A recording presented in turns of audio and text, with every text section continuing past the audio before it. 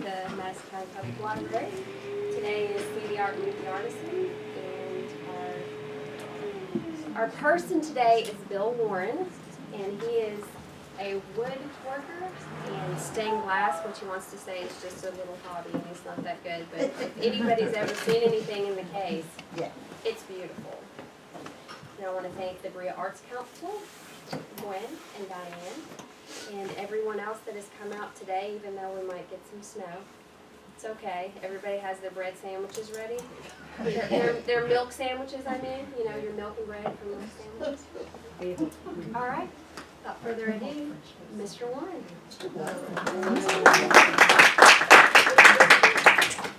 Thank you. I'd like to thank the Arts Council and the library for hosting this, and we'll dive into it. Basically, I started doing this woodworking called Intarsia about 15 years ago, and we'll get into explaining what that's all about. And then recently I've added stained glass into the mix the last couple of years, and then marquetry, and which I'll be explaining. Show of hands, how many people have heard of fretwork? Okay, that's kind of how I got my start, doing that. And then how many have heard of marquetry? Okay, a couple. Intarsia? No one? A couple? Okay. Stained glass. Ask about stained glass. So and then biography. No. Okay, so I kind of get attracted to all the arts that no one knows about. So I'm fairly new to Berea. Been here about a year and a half. I was raised in Alaska for about 40 years, and so I think I draw a lot of my inspiration for the love of woods and nature from that. I lean more towards realistic nature and animals and that type of stuff. But, so it all started 15 years ago. Bought a scroll saw. And this basically scroll saw, the blade here in the middle has this, just goes up and down real fast.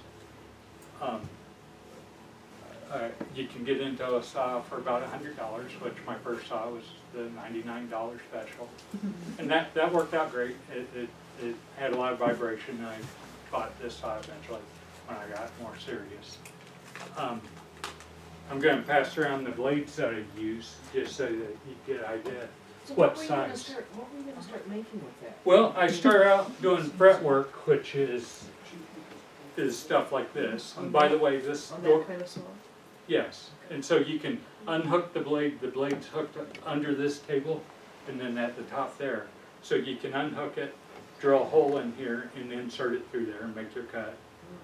And then, So you have it all drawn out first? right, yeah, I would glue a paper pattern on here.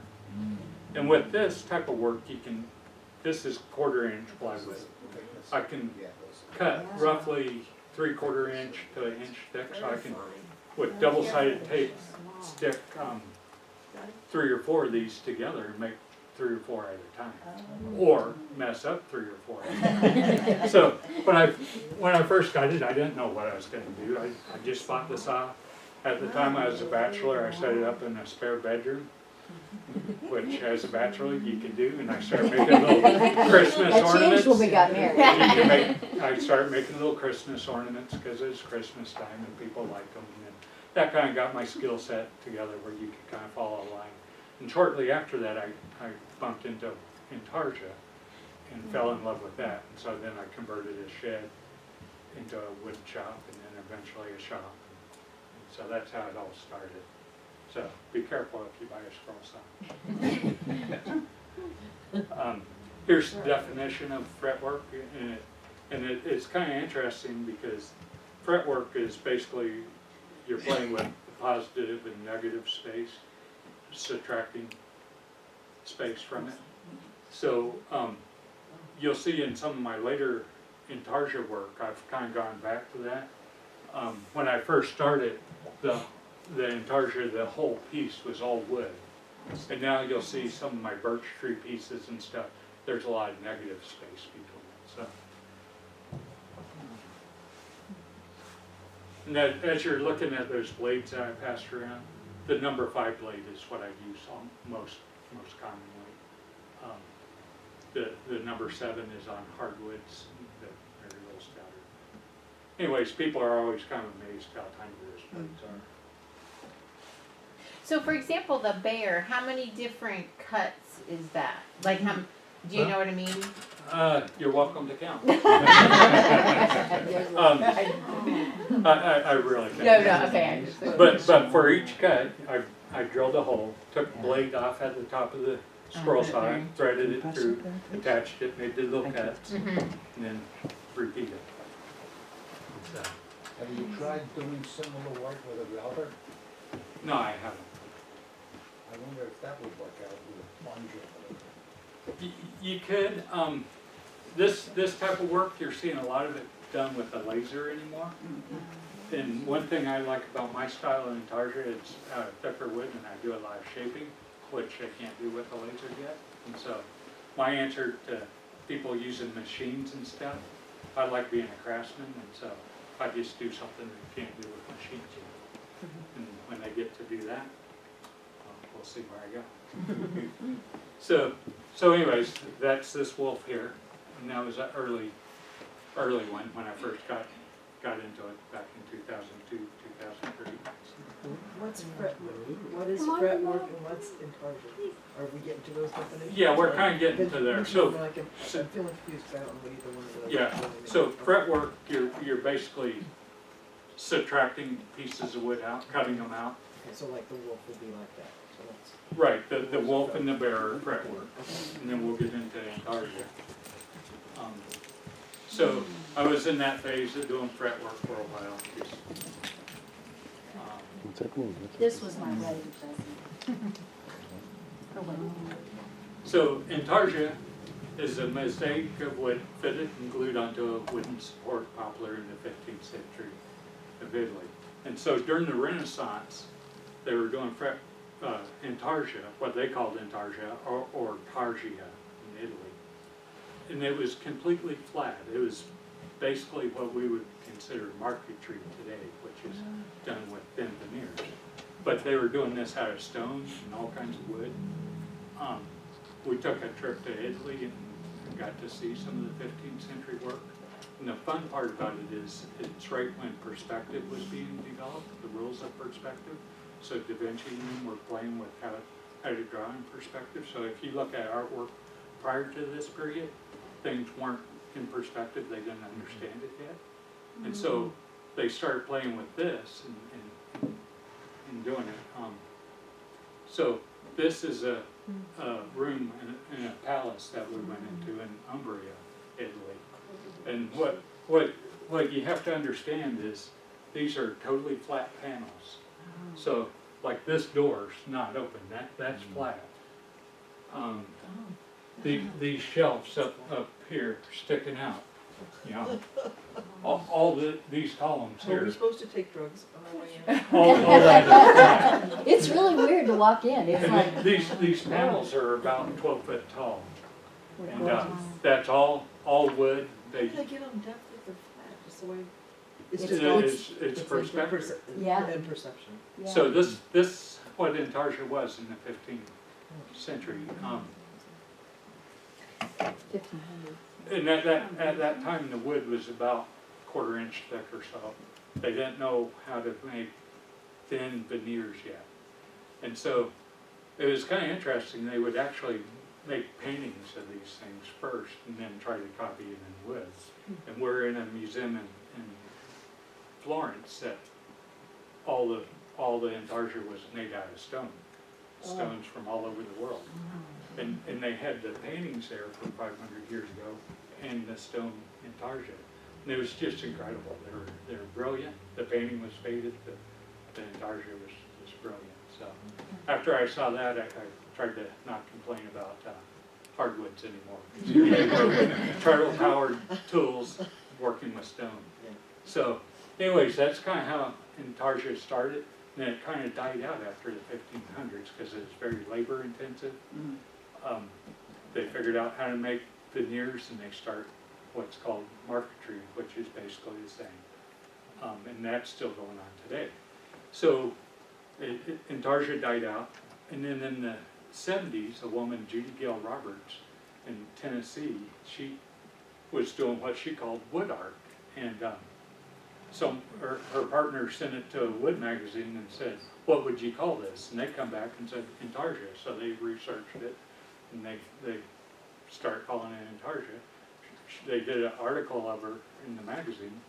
All of a sudden, everyone wanted patterns and books and stuff. So she started selling patterns, teaching classes, and so she's credited with giving its rebirth.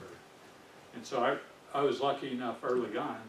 I took a couple classes from her, and she's kind of my mentor. And so a lot of the patterns you'll see are her patterns.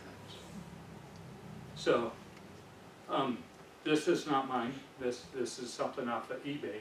This example, like you see some out there. It's cut all out of one piece of big pine. You go to Lowe's or wherever and find pine boards all glued together. So they cut it out of one piece so everything's going to fit perfectly together, and then they stain it and put it back together. And that's fine. It looks like a wolf. It looks good. So I choose not to use any stains in my work. I prefer to let the wood speak for itself. That's an elk off the eBay, and that's a Judy Gale Roberts pattern, and then this same elk that I did. So they used a lot of hardwoods in theirs. This is all softwood here. And I just wanted to kind of point out the shaping. A lot of people are basically leaving all the pieces flat and kind of rounding over where they meet. And that looks fine, but to me it kind of looks like a puzzle. And I spent a lot more time texturing and shaping and contouring and trying to make sense out of it. That's all one piece of wood? No. That's all one, no? No, this is made of, all my work is a whole bunch of pieces of Okay, wood. that's what I thought, it's like this It's- piece over here. Right, Okay. yeah. And that's out of multiple pieces of wood too, but the difference is the shaping. This one's very flat, Yeah. and Well, so, this one probably took about 20 times longer too. and it takes, yeah, I probably spend at It's least half my awesome. time It's on the a wonderful shaping. looking piece, yeah. What kinds of woods did you use in that, Bill? Okay, well, good. This, I primarily use mostly western red cedar, which I brought some scraps. And the reason I use that is because I can buy it at Lowe's or Home Depot or wherever for cheap. It comes in a lot of different shades. This is all western red cedar here, these three pieces. That's all the same type of wood. But this is my color palette. And so when I'm piecing together a piece, the fun part is selecting the wood. The grain orientation is like brush strokes in the painting. And so this wood, it's soft, easy to cut. I'm not devastating the hardwoods in the world. And so a lot of that, well, all the body of the elk is western red cedar. The ground is, all this is. This is poplar, which I'll dig through and find greenish shades of poplar. And then there's some aromatic cedar up on that one tree there. Looks like in the white snow-capped mountain would be aspen, which comes out is a very white wood. Do you ever mix that with walnut or maple? I do use walnut some and maple some, but they're a little bit harder, and so I just don't. Harder woods require a lot more attention to sanding to get all the sanding marks out. I don't like working that hard, so. and it's critical when I cut.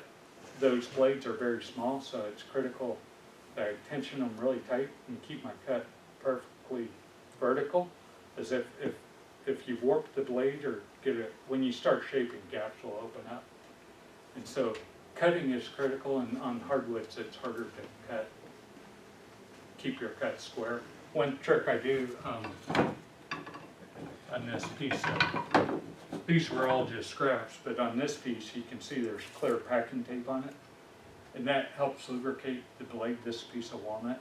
And so I just keep 2-inch white tape, packing tape, and put it on top of the hardwood, and it makes the blade cut a lot better. So then, with the grain going in all those different directions, do you ever have any trouble with separating over the seasons? No. You mean You after didn't it's all notice, built? like when you came from Alaska here? No, some of the pieces- some of the pieces I've had kicking around since the beginning. Yeah, They're so they're still small enough, fine. they don't move. Yeah, they seem to do fine. Yeah. So, this was one of my early ones. It has a fair amount of hardwood in it, and it's before I really learned shaping. It's a Judy Gale Roberts pattern. Her patterns have really good perspective, so it still looks pretty good, but I could do it much better if I did it again. And so this is back in 2003 when I did this one. And this was the little otter, again, her pattern. And I tried to list the woods I use on these. And there again, there's hardwood in there, and that's where I decided I really don't like working with hardwood that much. And so this is the little bear I made in her class's 3-day class. So in 2004, so I'd been doing Intarsia for about a year when I took the class, and she really taught you how to do shaping, and you'll notice all the wood's been textured, and so that adds a lot to it as well. Use the wood chisel to texture that? No, actually, I have a grinding wheel that I was able to sharpen to a point, to a V point, and I just take the piece and gouge it, and try not to gouge my fingers, and it works really well. So this whole piece was Western red cedar, and then the whites of the eyes are aspen.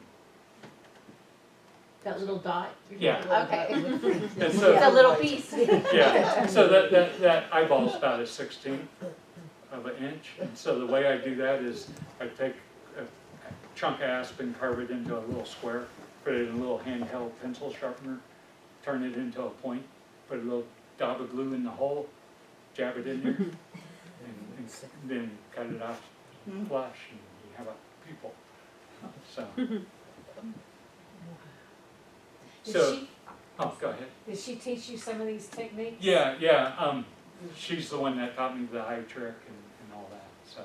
Well, it Yeah. makes it look so much more realistic. Yeah, and on her patterns, when I look on the internet and stuff, see other patterns, where her stuff really stands out is in the eyeball. And so, I'll go ahead and pass this line around, and it's one of her patterns, and you look at the eye and how many pieces are around that, but to me, that's what really makes it real. And it's kind of funny, because you start shaping that, and you'll start filling your eye going, okay, this part falls out, and that part goes in, that's out. Yeah, so. And then having reference pictures on hand is good too. So that's on the left is the bear I made in the class, and then the one with the black noses I made quite a few years later. And the black, I typically don't use stains. I just like the natural wood, and I tried for a little bit, and I liked it, but I've gotten away from it. I ebonized the wood, which basically I took white vinegar and rust, steel wool or rusty nails, and put it in a jar, and it doesn't look like anything. You put it on the wood and it soaks in, and it darkens it. And it's kind of an experiment of how much rust, how long you leave your solution in there, and how much you might you come back the next day and it's gray. And then you put another coat on, come back the next day and it's darker. And so I was able to get that real dark. It was just kind of a fun experiment. So, and then here's the lion from the class. This is a different lion. It's the same pattern, but it's one I made just a few years ago. And then, so this shows the two lions, and what it really illustrates is, even though they're both primarily made out of Western red cedar and aspen, and a little bit of walnut around the eyes and nose, look at the difference in the face that the wood, the selection of the wood can make. You can end up with a totally different looking project. from just wood selection. And then one of the things that I've kind of have picked up, and you'll see that on that, is some of these I shaped the back to make it look like it's coming out from the wall. Some of the fur and stuff on that piece, you can see some of that probably, like along the bottom. So, you know, as I go, I'm always trying to think of new little tricks and try and improve it. So this is one of our patterns. It was kind of a fun one, but there again, all the fields are the same type of wood, and because it was fun because you just use the grain in different orientations to give you different fields and stuff. And then by the bloom coming out of the picture frame, it adds a lot of perspective to it. And that's her pattern, but it is a fun little one. But you know, look at all the variety I can get out of the wood and the grains. So back in 2011, I come up with this idea to make a 3D fish. All my other stuff just hung on the wall, and that's all I'd ever seen. So I went out, I drew it up real quick. Being from Alaska, I've always liked the Tlingit and Haida artwork, you know, and so I kind of adopted that style. And I drew it up real quick, went out to the shop, made it real quick, and basically to make this, it's making two identical fish and gluing them together to get a blank thick enough that I can then shape it to have some curve to the fish. Well, the two blanks have to be identical because this fish, it curves quite a bit. And I have 2 layers of 3/4 inch plywood, or boards, so that gives me 1.5 inch thick fish. And when I shape it back by the tail, I had enough curve in it. I shaped all the way through the 1 layer 3/4 inch into the other one. So if the patterns didn't match up perfectly, you'd see it. So it was kind of an experiment. I went out there, made it real quick, it turned out beautiful. All the rocks are just scraps of wood that I just started sanding, and I threw it all together and I really liked it. Well, after that I tried to make several more, improving on it, and every one of them had issues. Something I didn't like about it, so I started having this pile of fish. So I submitted this to Scroll Saw magazine, and they have a best design contest, and it won the editor's choice. And so I always thought that was funny. It was just an experiment I made real quick and had trouble duplicating it, and it won. So who knows? It looks like a native design as opposed to a real. Yes, yeah, kind of based off the Tlingit. Quite. So, and I call it native fish because it's based off the native designs, but also I meant the native fish as to the farm fish. So a little political thing to it. I saw that on one of your sites, and I thought that those were actual pebbles. I didn't realize those were Yeah. sanded down to look like Yeah, pebbles. so one of the It's things I like amazing. about my, thank you, one of the things I like about my woodwork is I use up scraps. But the problem with that is I have boxes full of scrap. It's hard to get rid of them, but every once in a while I need a good fire. So this was one of the experimental fish. After that, I was, Just hit enter. No, don't do that. Just take your arrow to the Escape, side. yeah. Yeah, go to the side, over here. Yeah. Just away from it. Just take it over. There you go. Click it.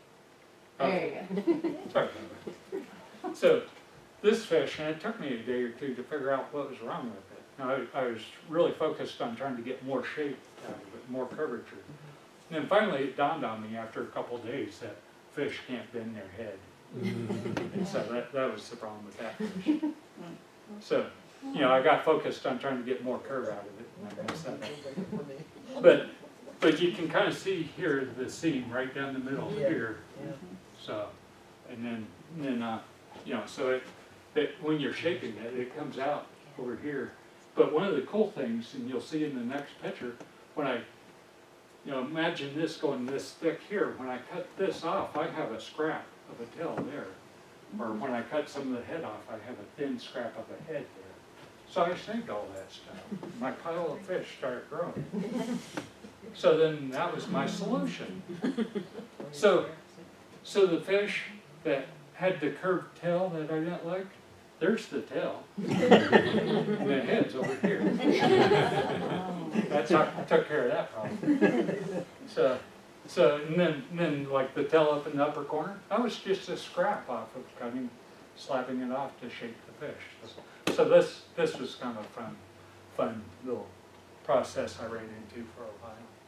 They were pretty popular in Alaska. That seaweed stuff, what kind of wood is that? Well, that was just a simple plywood like this. Oh, really? I shaped it, which gave it an interesting texture, and I took it out with a torch Is it and burnt parts flamed of it Yeah. and glued it on there.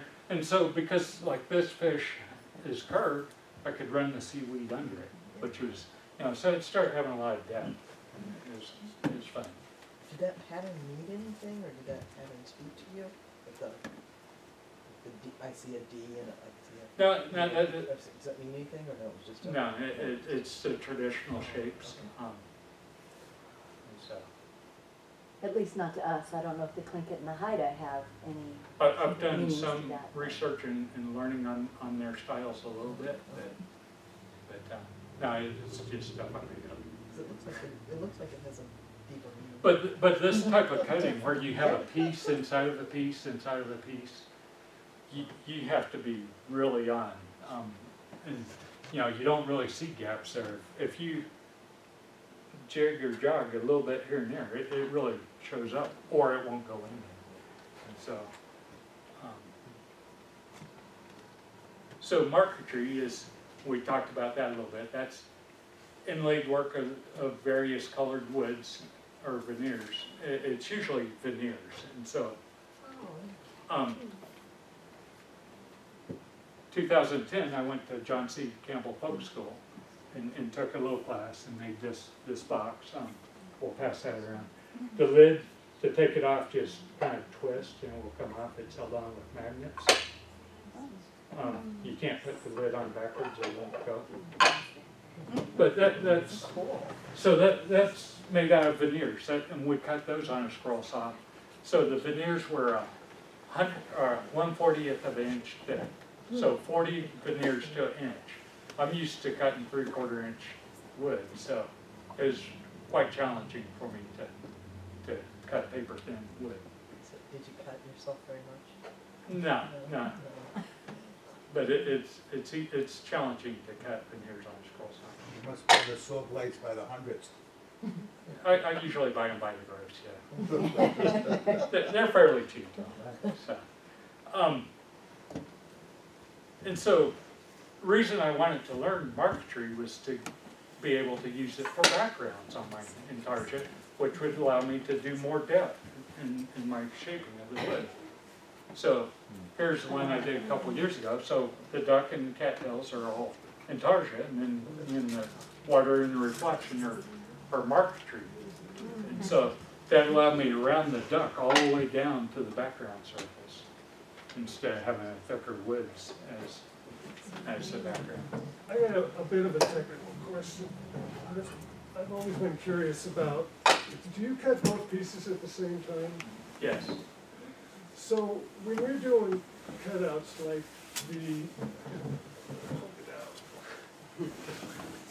like right up here, doesn't the blade thickness create a gap? Well, you work with the table on an angle,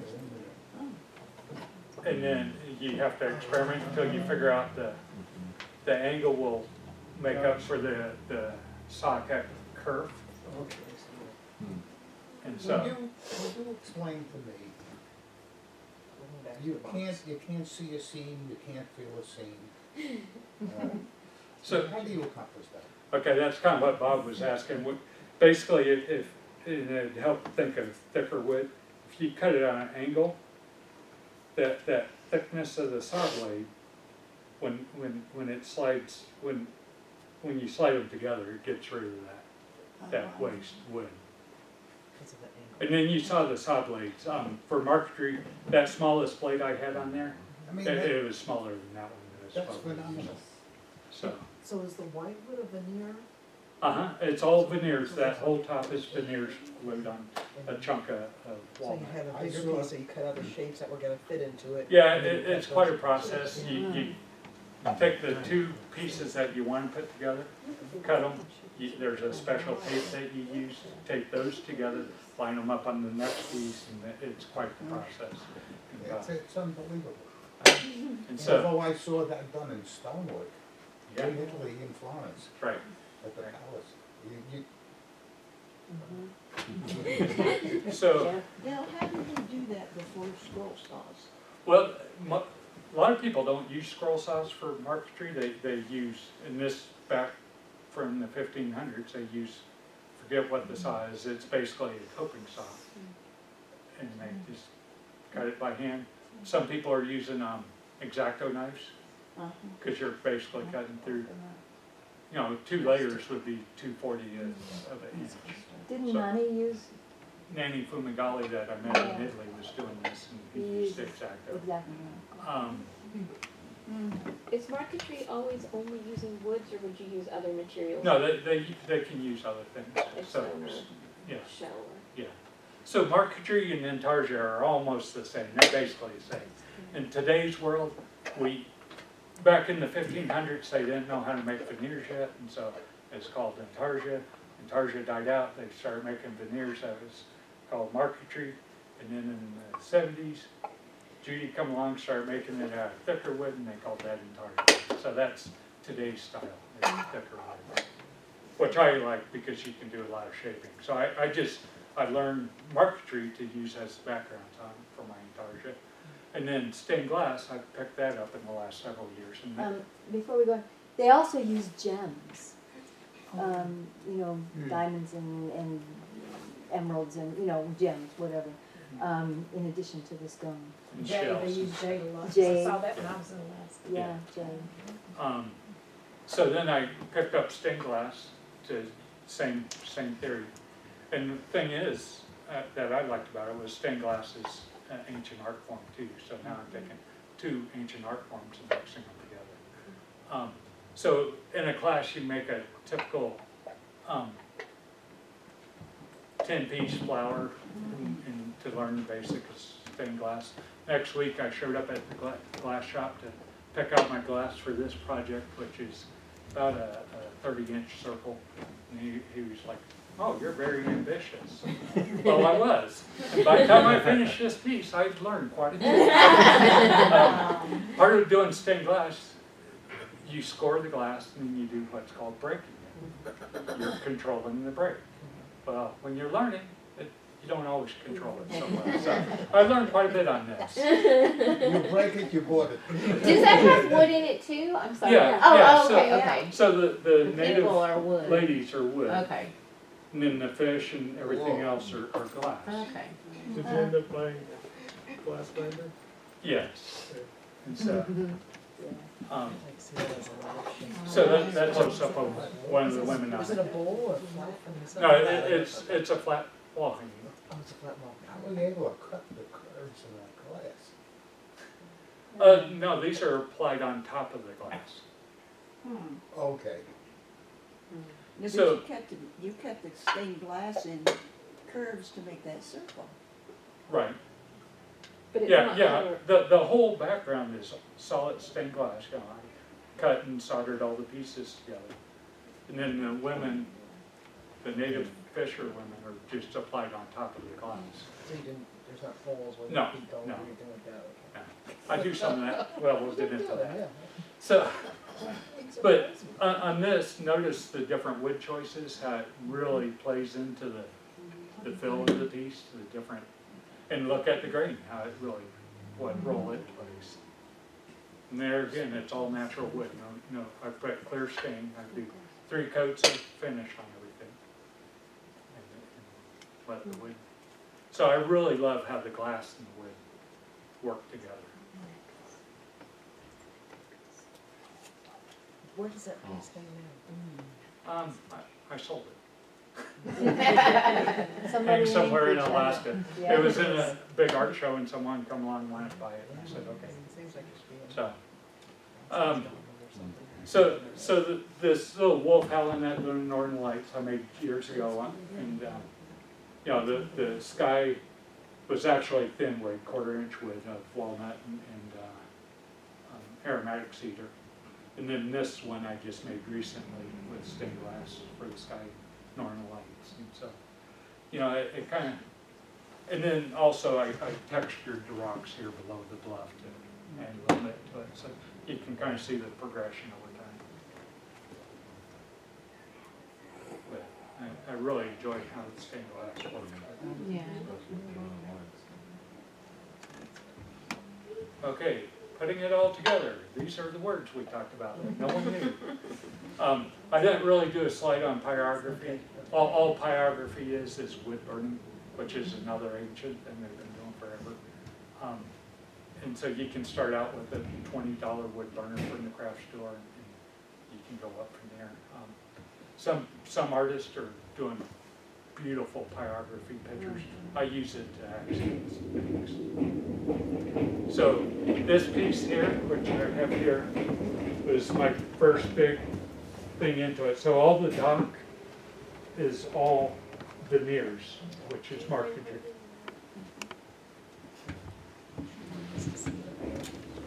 Mark's So, our video guy. Wow. so all this area is thin veneers, marquetry. All the thicker wood is Intarsia, and then of course this is stained glass here and here. And so this Judy Dale Roberts pattern again, and of course she does the whole thing out of wood. I kind of envisioned this for a couple years and then finally figured out how to make it. So on the back, if you look at the back, there is my backer board for gluing the marquetry on it and Intarsia. And then this is 1/4 inch board, and I routed a 1/8 inch rabbet along the edge of it so that when the glass lays on it, they match thickness. And then I glued the, so anyways, that's how that's all put together. So, there again, it's a fun piece. I really, you know, I'm excited about where I've been going with all this, with the different medias. I have to say, marquetry's not my favorite thing to do, but it sure works well with this stuff. So. Can I ask the piece you saw with the Alaskan women and the fishing hole, with the glass and the wood? Uh-huh. What did that sell for? Is that 700? That's awesome. Yeah. Wow. Well, I work I was as, thinking it would be a lot higher. yeah, Did you say it was a 30-inch piece? yeah, thereabouts, yeah. And it was a quilt pattern. Yeah, and it started out as a quilt pattern and I stole it. Really? So, Should have sold it to the Antiques Roadshow, they'd give you a much higher estimate. well, there you go. Well, I do this as a hobby, and I try to make my hobby pay for itself. I work full-time as an architectural designer, so this is just kind of a night and weekend thing. And I take on some commissions. Everyone tells me I need a website, and I don't want to get that busy. It's just a hobby. You don't want it to be that demanding. That's right. I'm still having fun learning and inventing, doing stuff. Probably 50. So- Retire so you do this more. Well, we'll see. Okay. That's a dream. So this is one of the patterns I've been doing lately that's been real popular. You can notice the river has some bumps on it, texture on it. It's a little hard to photograph, but it really looks great in real life. There's a single piece of veneer behind the birch trees for the trees in the distance. And that particular veneer was real swirly grain, so I was actually able to just tear it to get that irregular edge across there instead of cutting it, which I liked. And then it's wood on top. And then the birch trees are actually made out of aspen, and then they have the wood burning on top. So that's kind of my little joke, the birch trees are aspen. And that's stained glass, that was stained glass. Right, yeah, that's stained glass, so, Yeah. in the back. So, here's kind of the same idea, 3 different patterns, because I don't like doing the same thing over. So the one on the left is what was at the big event, the Arts Council, Stepping up for art. stepping out for art last year. Dinner and art auction, February 25th. Coming up. Tickets available now. And so Okay. that was kind of my first endeavor, and that was real popular, everyone loved it. And so I started these. Now, one thing to note, I commented earlier, see all the negative space between the birch trees? Notice how I'm kind of going back to this style? So it's sometimes you make a full circle. But that allows you to play a lot more with depth. You know, when I angle a tree and then put that one in front of it, that gives you more depth. And so you'll almost always see some branches or angled trees going on. No, these are all natural and out of your environment from Alaska and so on. But I imagine some of this would be great in abstract, thinking of, you know, Picasso or. Yeah, so I have trouble thinking abstract. You know, I'm a designer for a living, and you know, my heart's in nature and That's my problem. in animals. All I do is think abstract. Yeah, night and day there.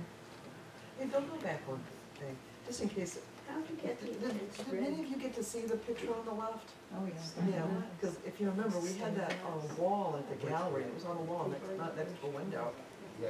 oh, And yeah. when you put it next to a window, just, it looked completely different. I mean, it was Yeah. just pretty amazing.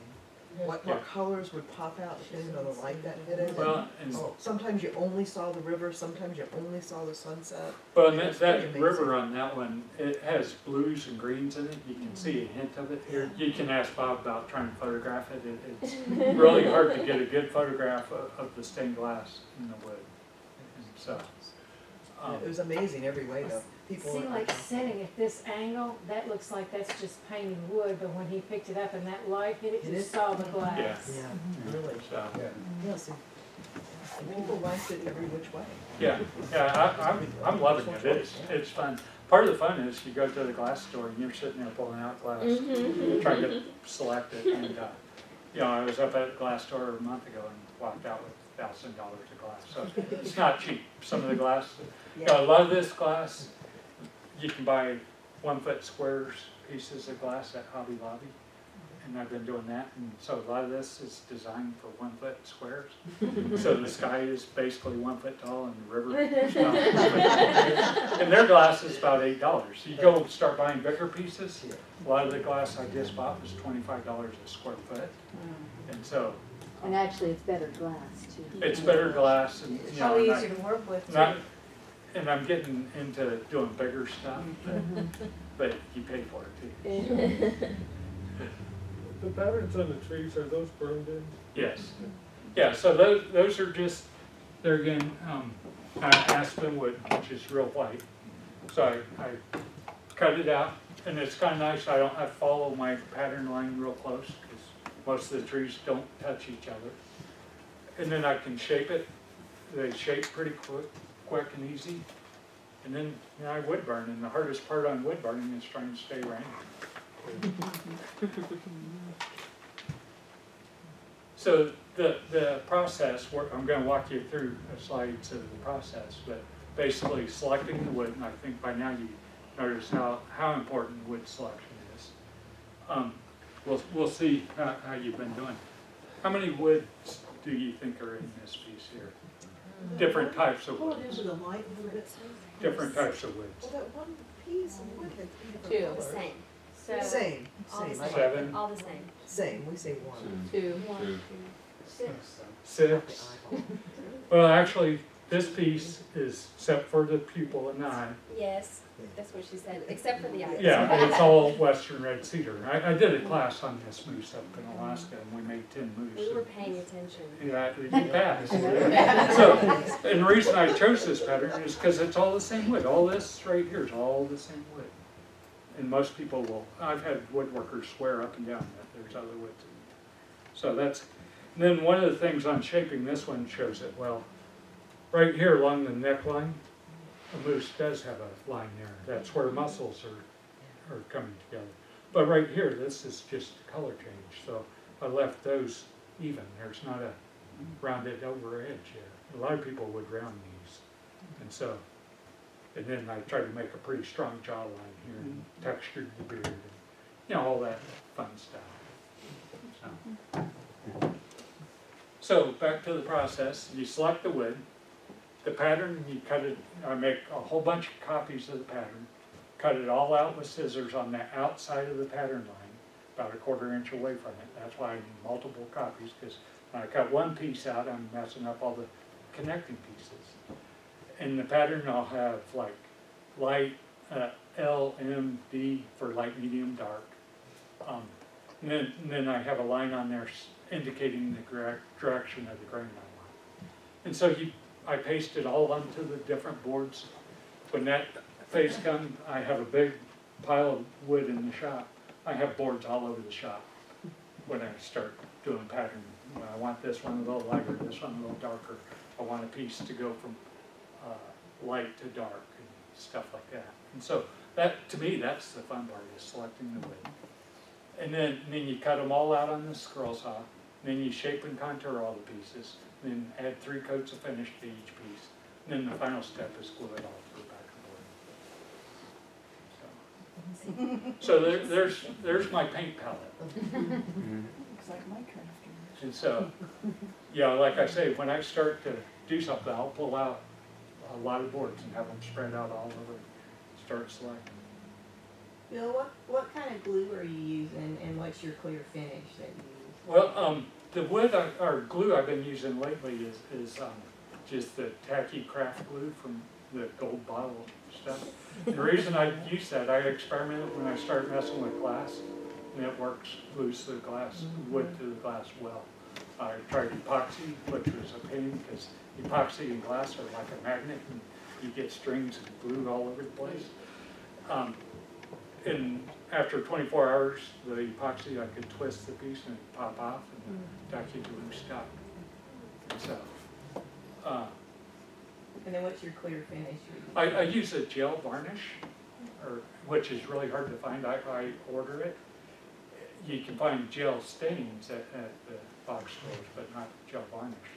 And it's a thick, I'm trying to think of the consistency. It's Hair like gel, like hair Vaseline. gel? Kind of like hair gel or Yeah. something. Vaseline, I hair basically gel. use paper towels, so I buy the paper towels that come in half sheets. I take a pile of those and cut it into thirds, so I have a little patch about that big. I simply wipe it on with a paper towel, let it sit for a minute or so. Then I wipe it off with paper towels. When the paper towel starts getting residue built up on it, you throw it away and get another paper towel.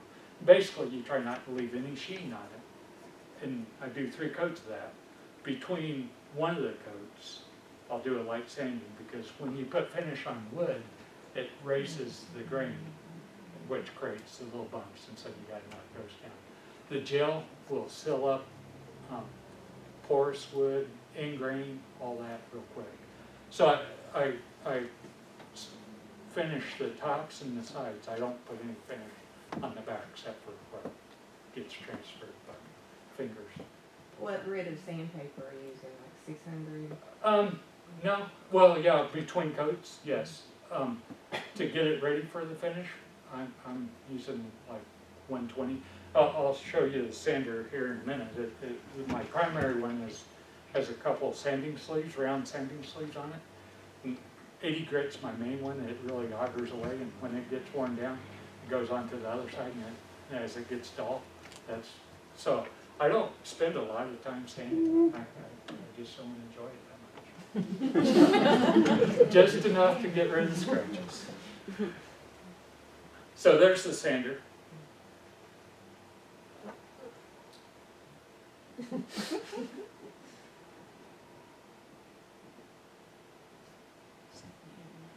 I can tell you put this You gotta get together. No, he did it.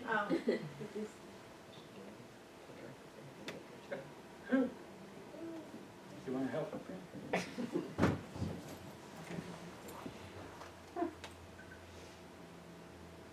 I'm so used to a mouse now. Okay. So here's my two primary, well, my sanders. Over there is basically a belt sander, and if I have to get something really augured down in thickness, if I'm taking something from 3/4 down to 1/4 inch or whatever, I'll just grind away on that. And then this is where I do most of my shaping. And these are foam sleeves that are a little bit of flex to them, and I stand over it and can really see and contour the pieces. It's best if you sand with the grain, but obviously a lot of my stuff you can't, so you just sand it however you want, and then towards the end you try to sand with the grain best you can. So that's where the magic happens. Do you do a lot of your contouring then with the sander, you were saying? Yeah, this is primarily where I do all the contouring. Sometimes on contouring, like on this moose, I would take all those nose pieces and take a thin piece of plywood and use double-sided tape and stick them all to that, and I can sand them as a unit. Because there again, these are just color changes, not a muscle. So I wanted this to just flow across there, but I'm able to shape the whole thing as a unit. On that sander. On this sander. So like all those, like on the door. We're gonna get to the door. Did you sand those pieces on this kind of stuff? Every piece is on that piece. Okay, see, I just thought. There's slightly over 200 pieces. So. So this kind of shows you, I just cut it out. There it is, nice and flat. It's a good pattern. It's Judy Gail Roberts pattern. You know, it has perspective even though it's all flat. And here's what it looks like after you sanded it a little bit. So on this piece here, you can put shims behind some of your Intarsia, meaning 1/4 inch, 1/8 inch plywood. So to build this face up, and you do that if you can't see the edge, because you know obviously you can see the edge of the plywood, so you don't want a bunch of layers of plywood on the edge. So on the middle of his face, there's a 1/4 inch shim, and then closer to the nose is another 1/4 inch shim, and then closer in is another 1/4 inch shim. So his nose is actually 1.5 inches thick.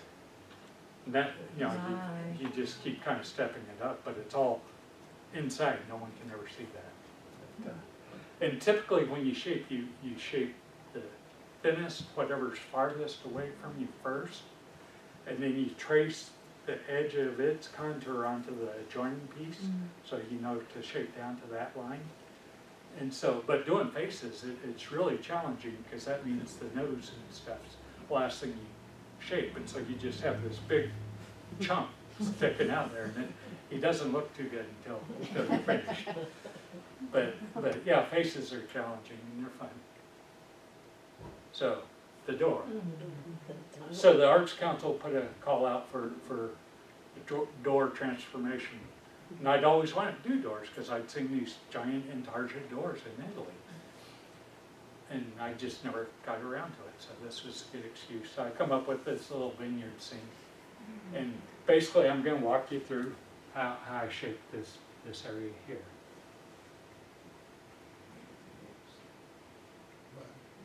So there's all the pattern pieces glued onto a piece of wood. I just use elementary kids glue stick. And just rub it on there and stick it on the wood. So you can see all the pattern lines. You know, I cut outside the pattern line. You know, it has arrows on there for grain orientation, the different types of woods and stuff. One trick is after you cut it, you number all the pieces on the back. Particularly on this door, there was slightly over 200 pieces. And trying to keep track of where every grape goes is challenging. A lot of my other projects, you kind of know where the pieces go. But the other trick is having the number on the back keeps you from sanding on the wrong side, which I've done. So, because you go, oh, I don't need to number this. It's a real obvious little puzzle. You pick it up and grind away on the wrong side, and back to the scroll saw you go. So there's the panel all cut out, and it's all flat at this point, ready to You can kind of see like the white on the grapes and stuff, that's just little scraps of paper still glued on there that will get sanded out.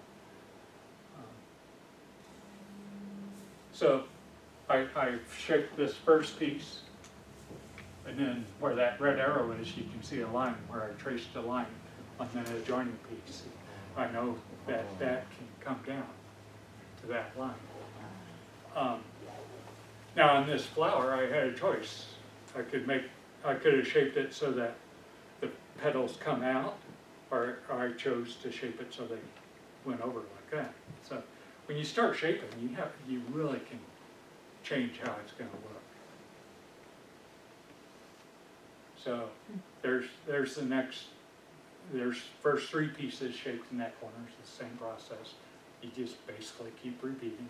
What's the grit again on that? That's the sandpaper for your shaping? What grit? 80 grit. 80. Yeah. So here, what I was saying a while ago, you have to shape what's the thinnest or the farthest away from the viewer first.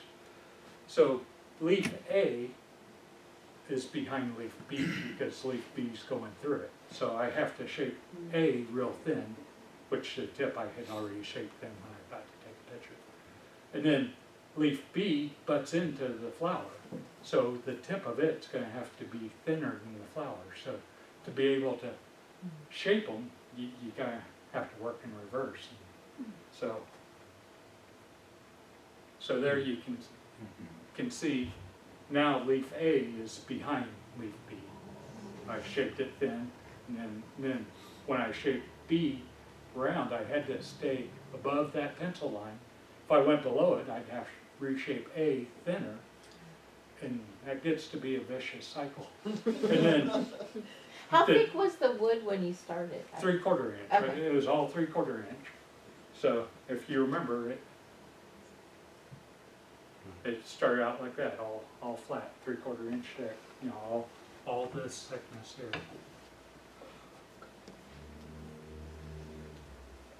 So, and then notice the tip of B, I brought it down pretty thin so that I have room to round over C. And so that's how you get your depth going on.